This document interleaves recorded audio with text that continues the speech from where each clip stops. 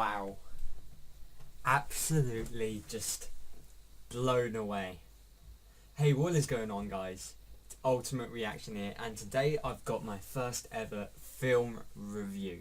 Now, before I get into the review, I want to say I know I haven't uploaded for around a week.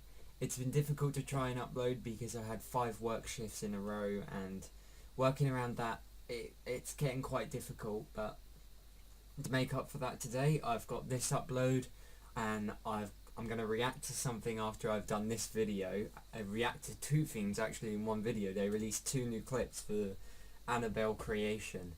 Now, I love the Conjuring universe, so Annabelle creation is something I'm hyped for, so you can bet that's going to be a good reaction. And there's another thing that's coming along as well. Something else I might react to today is an up-to-date version of all of the Injustice 2 super moves.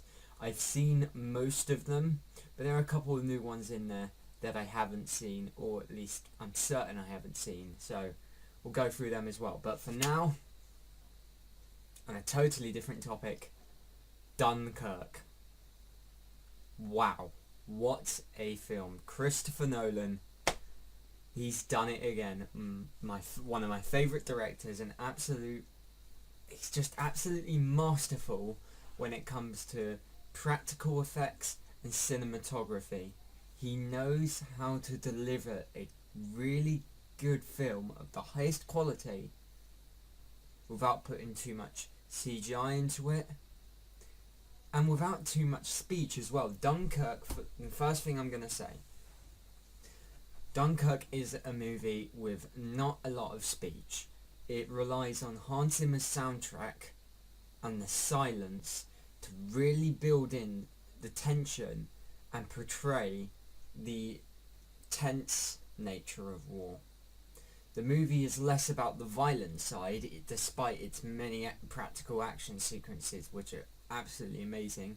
It is less about that violent side, and for me at least, it was more about the silence and the waiting for something to happen, and then that silence would be broken by a gunshot, for the sake of arguments. It's the first thing which happens near the beginning of the film, and what I noticed when I saw it in cinemas, the gunshots, the turret sounds, whatever it was really, really loud. And then when that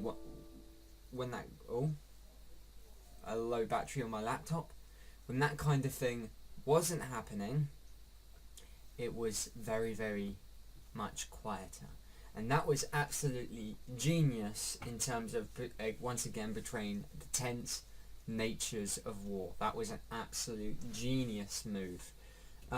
Which brings me on to Hans Zimmer's soundtrack. This is a very, very unique soundtrack. It's not the kind of soundtrack you would listen to on your Spotify in your spare time, much unlike all of the epic movie soundtracks. No, this film soundtrack is very, very different. It is literally built just for the film, and credits to Hans Zimmer for once again just making a masterful soundtrack, because it's really, really tense. Every single piece in the film, pretty much every single piece he's made, is full of crescendos and just a constant lot of strings, or it's either quiet or it's constantly building up. And once again, it really represents the tense nature of war. That was an absolute genius. Now, with regards to story, this once again is a very interesting movie for different reasons. It does not really have a story. There is not a lot of dialogue at all. It's not your standard film. Because it's a movie about war, it's based on real life events, but this is not like a lot of our other war films where it will follow one person's journey throughout the war, or a certain amount of people. This, even though it has main characters, does not follow them as characters as such. It does not give them a lot of background information. This movie, it's literally just about the war and just about how the British and French were cornered by the Germans on the beaches of Dunkirk. That is literally all you'll get from the story.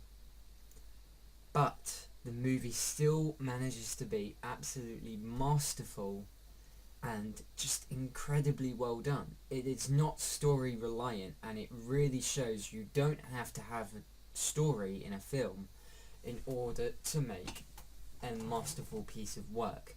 Absolute genius by Christopher Nolan once again.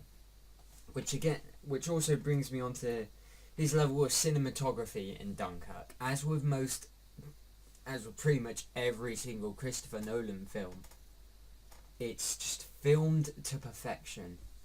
Everything looks beautiful. Everything looks arranged nicely and organised when it's on screen. It's always clear what the main focus is of the film. And that is beautiful. And he uses the scenery of the beach of Dunkirk to perfection. It really visually looks gorgeous, and it really brings people in. Now, what else was I going to say? The acting. I don't really know the names of many of these actors in the films, although there are a couple of really, really recognisable ones in there. One, not an actor.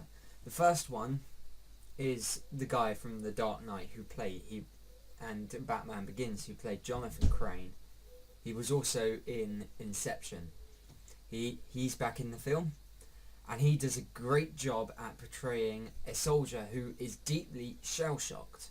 Now, I'm going to go with a non-spoiler review for this, even though a lot of people would have probably seen the film. There isn't really a way I can do a spoiler review and a non-spoiler review for this movie, because there are no plot details to give away. This, like I said earlier, this is not a story-based film, so this, even though this is my first review, will be kind of a different style. There won't be not a spoiler review for this, because, like I said, there is no story. There's nothing major to really give away in terms of that, but that guy is very good in it. Like I said, he portrays a shell-shocked soldier, and you can see visually how physically it has affected his character being shell-shocked and being in war. He looks rough throughout the whole film. He's very, very short-tempered, and he's very desperate to not go back to Dunkirk. He does a brilliant job. The second one is Harry Styles. He does not get a lot of screen time, but he gets a fair amount. He probably gets the second most amount of speech, I'm going to say. Second to third most amount of speech. And he is actually quite good. He's very serious throughout most of the movie, until the end, in which the end is very happy and very satisfying. But he's very serious. Again, you can tell he's quite war-torn as well. He's quite careful and cautious, like a lot of the soldiers would have been, and he does a good job at portraying that. Everyone else is acting in general, and I can't remember the name of the main character, but everyone's acting was amazing. As with every single Christopher Nolan film, everyone is taking their roles very seriously in this film. And credits to everyone, to the film crew, to the actors. They have absolutely done a good job, and I keep on saying that, but this movie will blow your mind at how powerful it really is. Now, this is the spoiler bit. I'm going to go with my best part about the film. The part I preferred the most. There were many good things about this film, as I have portrayed. The cinematography is amazing. From my point of view, being someone who is beginning to start filming things and trying to look at films in a more analytical way, it really, really was nice. the Tom Hardy plane sequences and the dog fights, they're called, and dog chases. They were, again, really well done. But my favourite bit has probably got to be the end. Again, spoilers. The ending bit is when Churchill's speech is read out aloud from the paper about she'll fight on the beaches, we shall never surrender. I can't remember the whole speech, but that bit, when they hearing Churchill's speech, very famous words, and then seeing on screen how these soldiers have come back from war, and to see the glimmer of hope that it portrays, it's extremely powerful. That mix between the speech, the music, the brightness. I mean, that bit is quite bright, and the acting, again, it all blends together really nicely to create a lovely, happy, satisfying, and quite an emotional impact. It's a really nice end, and was definitely my favourite bit about the movie as a whole. So, Christopher Nolan, you've done it again. What a film. Now,